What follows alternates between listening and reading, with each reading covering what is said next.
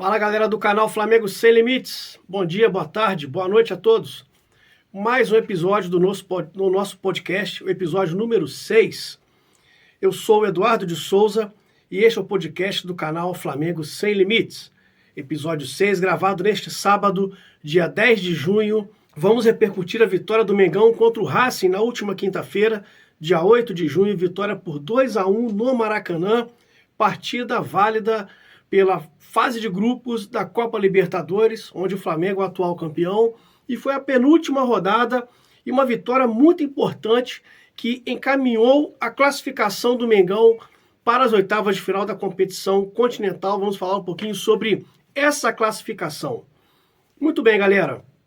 O Flamengo entrou em campo na última quinta-feira, às 9 da noite, no Maracanã, para enfrentar a equipe do Racing.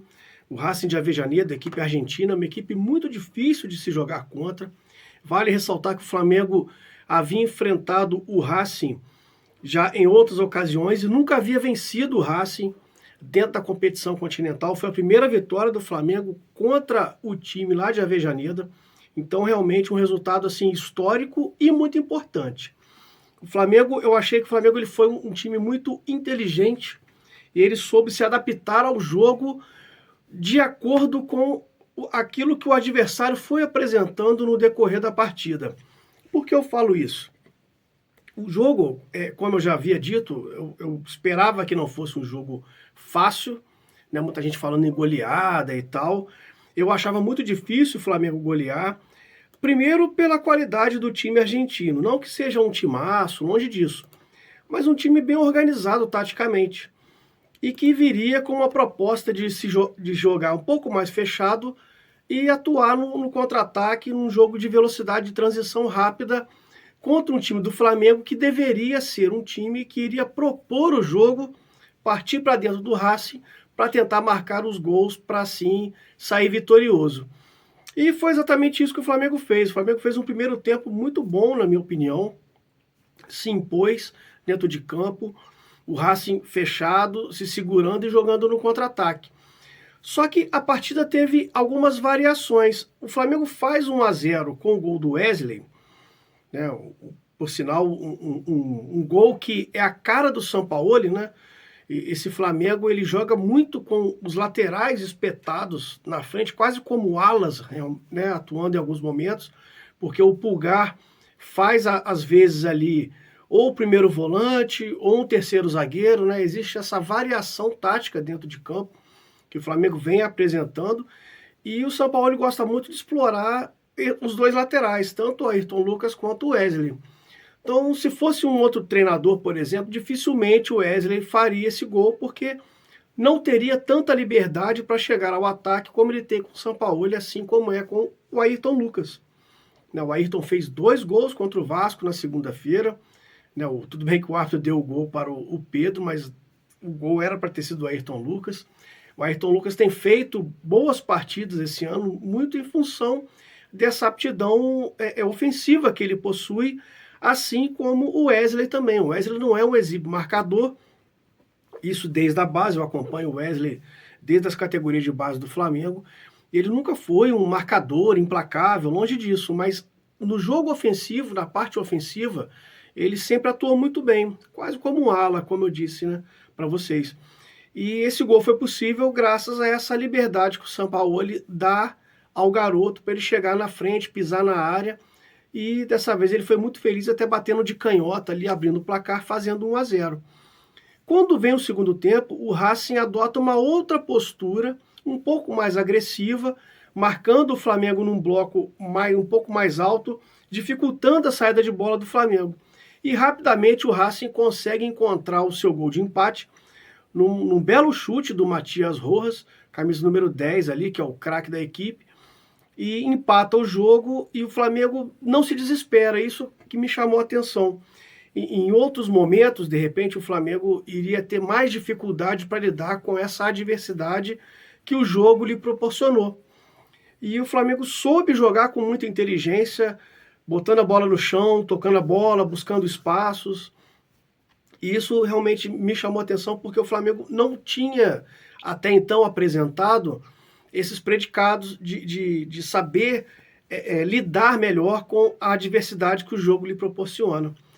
E o Flamengo soube fazer isso, soube tocar a bola, ficar com a bola, mesmo o Racing ali tendo alguns momentos de imposição um pouco mais dificultosa a zaga do Flamengo, né, a defesa do Flamengo, o time do Flamengo soube se posicionar dentro de campo e dessa forma controlar o jogo até que encontrou o seu gol através de uma jogada ali do Eric Pulgar, que construiu a bola, né, o jogo ali por dentro. A bola sobra para o Vitor Hugo, que ele bate de canhota, tirando do goleiro do Racing e fazendo o gol que daria a vitória ao Flamengo. Então aí os dois jogadores da base, os dois garotos do Ninho, fazendo os gols dessa vitória muito importante, como eu disse. Na quinta-feira, o mais importante não era a apresentação em si, o desempenho, mas sim a vitória. E eu acho que uma parte dessa torcida do Flamengo, que é uma torcida, muitas vezes eu chamo até de louca, assim, né? Porque exige goleadas, exige vitórias acachapantes, amassar o adversário. E é uma galera que eu acho que tem um problema cognitivo, porque não entende que o futebol ele não é assim.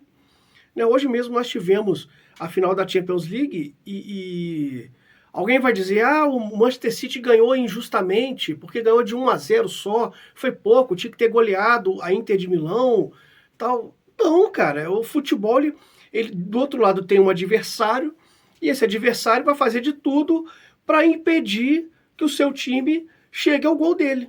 E isso, muitas vezes, quando acontece, é mérito do adversário.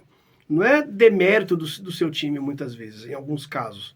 Né? O Flamengo, em alguns jogos passados, realmente foi por questão de demérito da própria equipe. Né? O jogo contra o Alcas, o jogo contra o Nublense, o jogo contra o Corinthians, o jogo contra o Cruzeiro, o jogo contra o Bahia.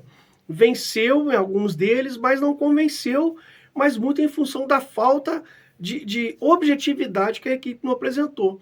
E não foi o caso desse jogo contra o Racing. Pelo contrário, o Flamengo controlou o jogo muito bem ali, tanto do ponto de vista tático quanto do ponto de vista de vontade, de objetividade, da contundência que o Sampaoli fala tanto. Então, assim, isso me chamou muita atenção. E essa parte da torcida do Flamengo reclama. Né? Já vi torcedores do Flamengo pedindo a cabeça do Sampaoli, que o time não vem jogando bem e tal, sabe? Assim, uma coisa muito louca, como eu disse.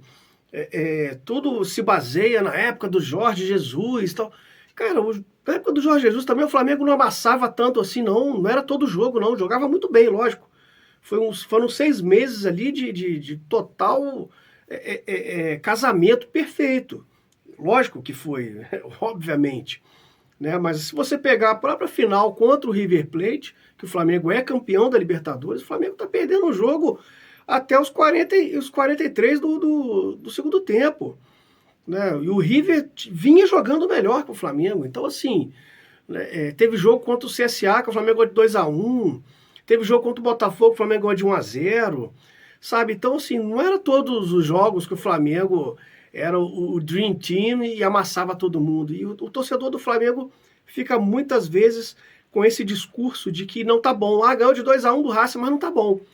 Já teve torcedor do Flamengo na época que o Flamengo foi campeão brasileiro com o Rogério Ceni, que disse que o campeonato foi injusto, não merecia. Né, um campeonato de pontos corridos, que você é campeão porque você soma mais pontos, como que pode ser injusto? Como pode não ter sido merecido? Né, então, enfim, essa ala da torcida, ela deveria prestar atenção um pouco mais na questão bola, campo, aquilo que o jogo te apresenta. Né?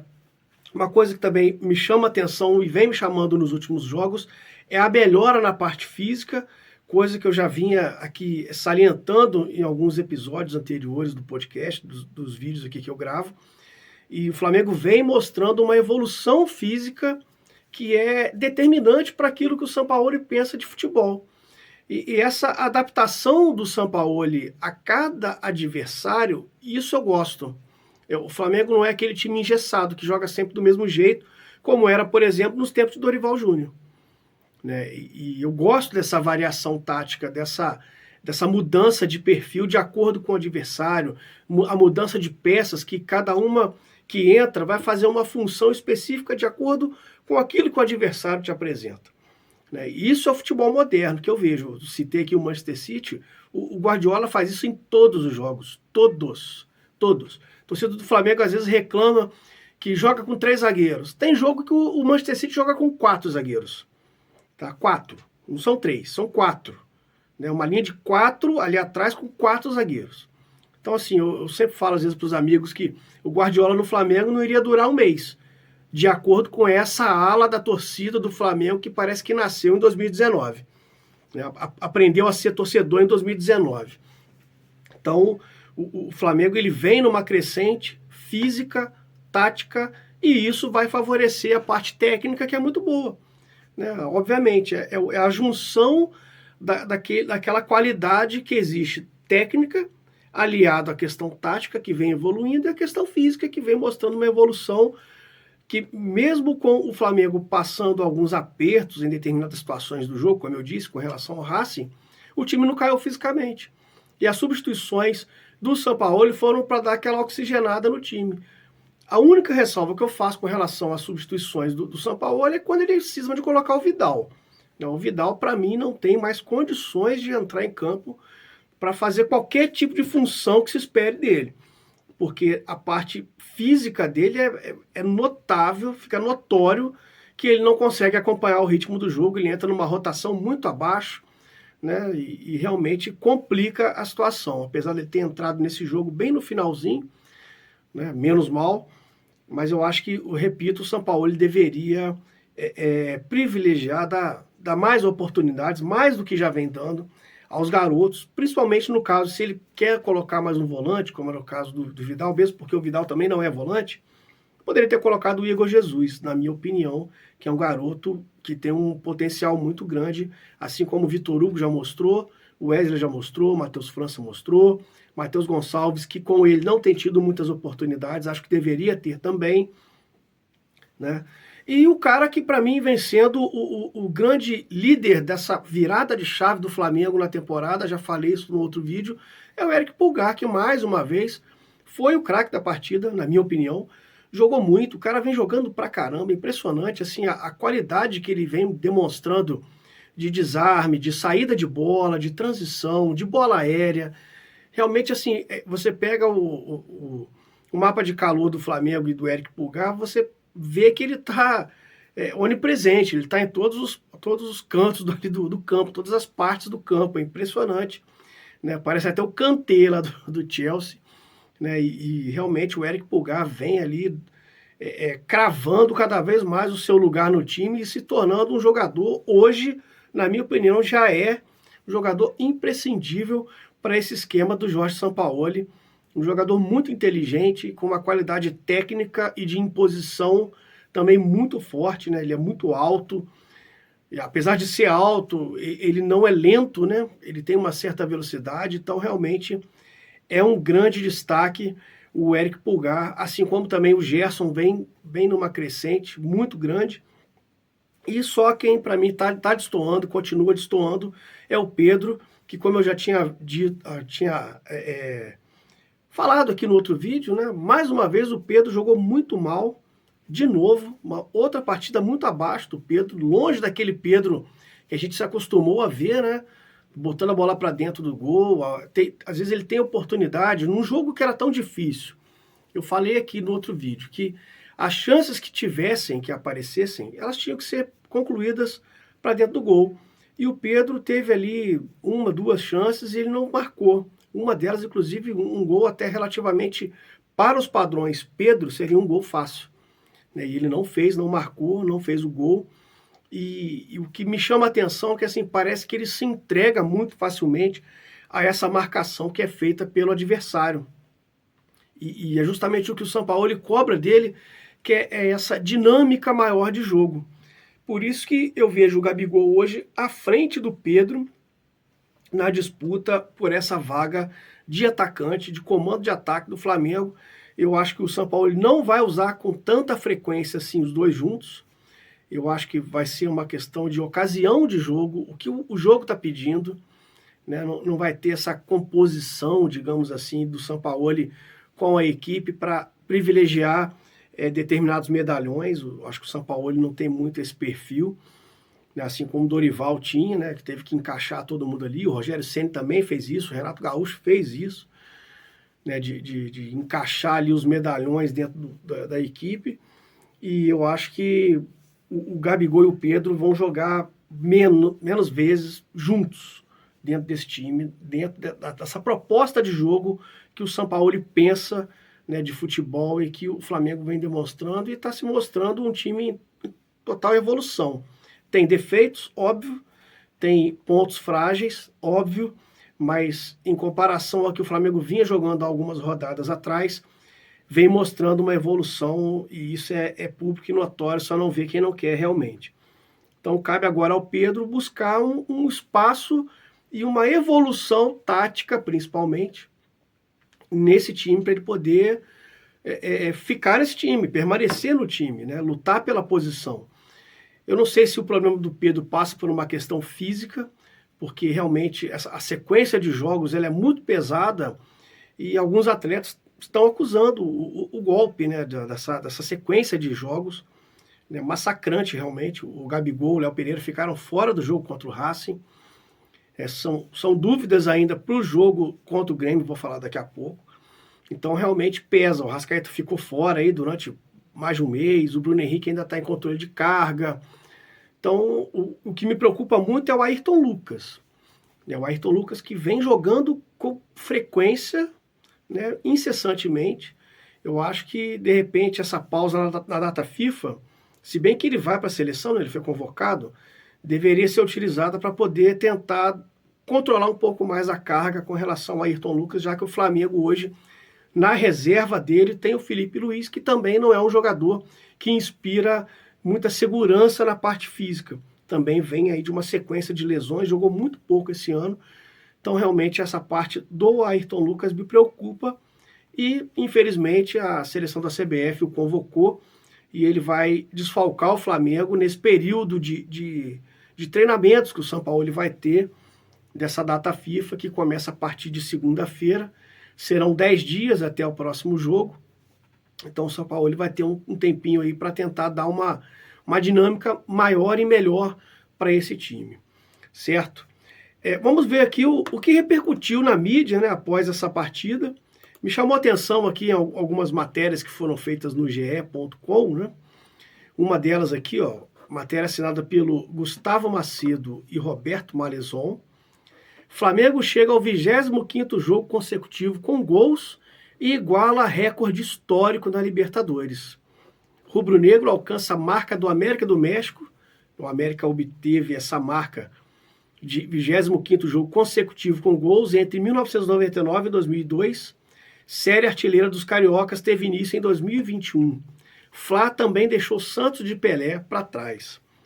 Atual campeão da Libertadores, o Flamengo alcançou um recorde histórico nesta noite de quinta-feira, última noite de quinta-feira no Maracanã.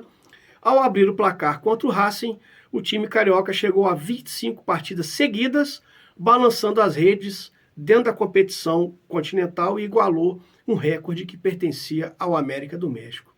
Então, assim, o Flamengo, parafraseando o Bruno Henrique, realmente vem em outro patamar, né, no outro patamar, dentro da competição continental.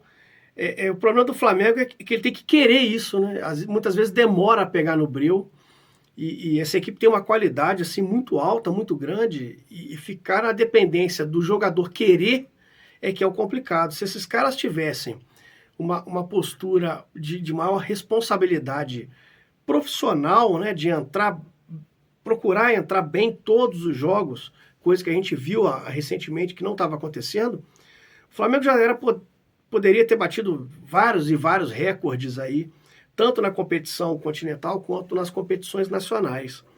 Isso realmente me chama muita atenção, essa quebra de recorde, né? Aqui, ó, o América do México fez 59 gols totais desse período, assim como o Flamengo, em 25 jogos. Né? O outro que vem atrás do Flamengo agora é o Santos, que fez 64 gols, né, em 24 jogos. Depois é o Peñarol, que entre 1989 e 1997 fez 23 jogos com 44 gols. O Santos foi entre 62 e 84, num período de tempo maior também, vale a gente destacar isso. Né? O período do Flamengo é menor, é de 2 anos, de 2021 a 2023. Então, realmente, esse time do Flamengo vem fazendo história, apesar dessas oscilações que a gente muitas vezes acompanha e questiona aqui. Né? Um outro dado também interessante, matéria do Cassius Leitão, também para o GE.com, elenco atual do Flamengo passa dos 500 gols pelo clube. Né, que a marca foi alcançada na vitória sobre o Racing, Palmeiras ocupa segundo lugar na lista. Gabi e Pedro têm mais gols pelo Fla do que qualquer jogador da elite por seu clube. Aqui, a trajetória vitoriosa do Flamengo nos últimos anos tem muitos fatores importantes. Talvez o mais decisivo deles seja a manutenção da maior parte das estrelas do time. Isso rende troféus. Desde 2019 foram 11. E outras marcas improváveis no futebol brasileiro. Na vitória sobre o Racing por 2-1 na quinta-feira, o elenco atual alcançou a marca de 501 gols pelo clube. Então, realmente é uma marca importante, um recorde importante, e que demonstra toda a qualidade que esse time do Flamengo possui. Né? É chover no molhado falar sobre isso. Fica muito evidente quando esse time começa a encaixar, começa a jogar, começa a demonstrar sua qualidade técnica, né? Que é muito acima das demais equipes que ele enfrenta aqui no futebol brasileiro. O futebol é continental. Mesmo o Palmeiras, que vem aí numa sequência muito boa, né? Tecnicamente, se você fizer um comparativo, a equipe do Flamengo é melhor do que a equipe do Palmeiras. Salvo ali algumas exceções, talvez. Né? Mas em termos de qualidade técnica, análise individual, o Flamengo sobra. Isso fica muito evidente. Outra matéria também que eu acho que é importante da gente citar é essa aqui, ó. Sampaoli reclama do gramado em vitória do Flamengo e pede melhorias. Muito ruim, entre aspas, aqui, ó. Técnico celebrou vitória sobre o Racing, mas fez duras críticas ao estado do campo. Matéria da Letícia Marques e do Taiwan Leiras, também para o GE.com. Essa questão do gramado aqui, ó. Abre aspas para o Sampaoli. O estado do gramado é muito ruim para tentar jogar, quase impossível. Quase 70 mil pessoas vieram ver o jogo de futebol nesse tipo de gramado, fecha aspas. Então, realmente, assim, fica complicado jogar num gramado em que você tem 3 times jogando. Né? O Flamengo e o Fluminense jogam frequentemente e ainda por cima o time que bate no peito para dizer que tem estádio quer jogar no estádio, quer jogar no Maracanã, né, que é o Vasco. Inclusive o jogo de segunda-feira, que foi no Maracanã, com o mando do Vasco da Gama. Por que não jogou em São Januário? Né? O meu questionamento é esse, um time que bate no peito para dizer que tem estádio, tem isso, tem aquilo, na verdade não joga dentro do seu estádio. Eu queria saber o porquê. Né? E isso realmente prejudica o gramado do Maracanã, essa sequência muito forte, muito intensa de jogos, e o Sampaoli está certíssimo.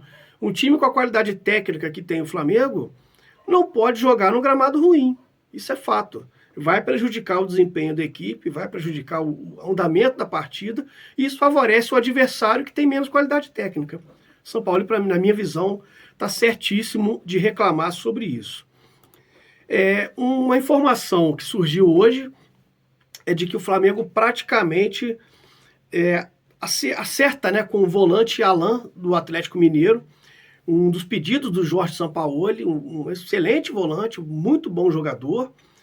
Né? O Flamengo aí falta agora somente fazer exames e assinar o contrato para anunciar de forma oficial a contratação do Alan, que é uma contratação que pode chegar aí, se bater metas, em torno de 9 milhões de euros, 45 milhões de reais. Eu acho um valor muito alto por um jogador da posição de volante. Mas, enfim, o Flamengo às vezes gosta de gastar uma graninha aí sem pensar um pouquinho no seu bolso. Né? Não é porque tem dinheiro que tem que sair gastando. Repito, poderia dar mais oportunidades ao Igor Jesus, mas que o Alan é um bom jogador, e é um pedido do Jorge Sampaoli, e o Flamengo vai atender aí a esse pedido do técnico argentino. Então, provavelmente o Alan chegando para reforçar o Flamengo na janela de transferência que se inicia agora, daqui a pouquinho. Né, já tem o Luiz Araújo, que está certo, tenta o De La Cruz junto ao River Plate, acho difícil, porque o River deve se classificar com a vitória sobre o Fluminense. O River tem agora chances reais de classificação, então seria o River vender um jogador que iria reforçar um rival dentro da competição continental. Então, a princípio, Luiz Araújo, Alain, do Atlético Mineiro, e o Rossi, que já estava fechado desde janeiro, vai se apresentar ao clube também nessa janela, o goleiro que veio do Boca Juniors. Certo? Agora, o nosso assunto é uma projeçãozinha aqui sobre o próximo compromisso do Flamengo, que é nesse domingo, dia 11 de junho, às 18h30 no Maracanã. O Flamengo enfrenta o Grêmio. Nessa última partida antes da data FIFA, né, o Flamengo aí se reencontrando com o técnico Renato Portaluppi. O Grêmio vem ali na briga ali para se manter entre os times candidatos ao título, assim como o Flamengo quer entrar nessa briga também. O Flamengo está uma posição atrás do Grêmio.